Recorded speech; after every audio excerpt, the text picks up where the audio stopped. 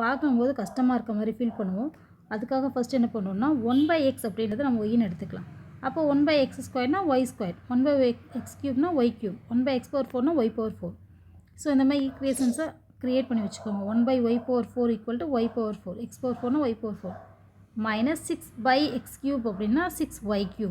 So இந்த டினாமினேட்டர்ஸை ஃபுல்லும் எடுத்து நியூமரேட்டில் y in terms of y எழுதிக்கோங்க. இப்போ நம்ம ஸ்கொயர் ரூட் எடுக்கிறோம். ஸ்கொயர் ரூட் எடுக்க என்ன பண்ணுவோம்? ஃபஸ்ட்டு ஈக்குவேஷன்ஸ் எழுதுவோம்.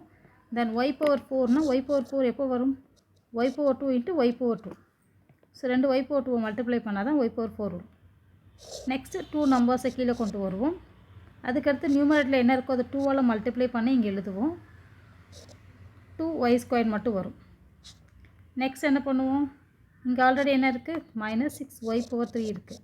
அதால் இந்த 2y² நம்ம டிவைட் பண்ணும்போது நமக்கு என்ன வரும்? மைனஸ் 3y³ மைனஸ் 3yன்னு வரும். அதை நம்ம கோசன்ட்லேயே இங்கே எழுதிக்கணும். நெக்ஸ்ட் ஸ்டெப்பு இந்த மைனஸ் 3y வச்சு இந்த 2 டேர்மையும் மல்டிப்ளை பண்ணணும். நமக்கு 6y³ + 9y² வரும். தென் சைன் சேஞ்ச் பண்ணி கேன்சல் பண்ணிவிட்டு ரிமைனிங் உள்ள நம்பர் எழுதுகிறோம். நெக்ஸ்ட்டு அடுத்த 2 டேர்ம்ஸு கீழே கொண்டு வரும். நெக்ஸ்ட் என்ன பண்ணுவோம்? நியூமரேட்டில் என்ன இருக்கோ அதை 2ஆல் மல்டிப்ளை பண்ணுவோமா? 2y² - 6y இது மட்டும் இருக்கும். நெக்ஸ்ட்டு இங்கே இருக்க ஃபர்ஸ்ட் நம்பர் எடுத்து இங்கே இருக்க ஃபர்ஸ்ட் நம்பரால் டிவைட் பண்ணுவோம். 1 வரும்.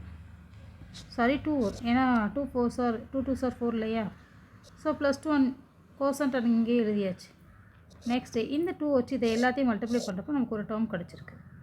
நெக்ஸ்ட் என்ன பண்ணுவோம்? எப்போவுமே இந்த டேர்மை பொறுத்த வரைக்கும் நம்ம சைனை ஃபஸ்ட்டு சேஞ்ச் பண்ணிவிட்டு அதுக்கப்புறம் அந்த டேர்ம் ஃபுல்லும் என்ன ஆகும்? கேன்சல் ஆகி 0 வரும். தட் மீன் என்னது?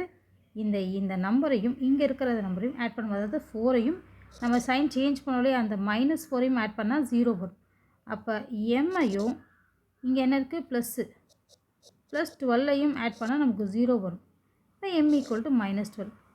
என்னையும் இந்த -4ஐயும் ஆட் பண்ணால் 0 வரும். m - 4 = 0. therefore m = +4.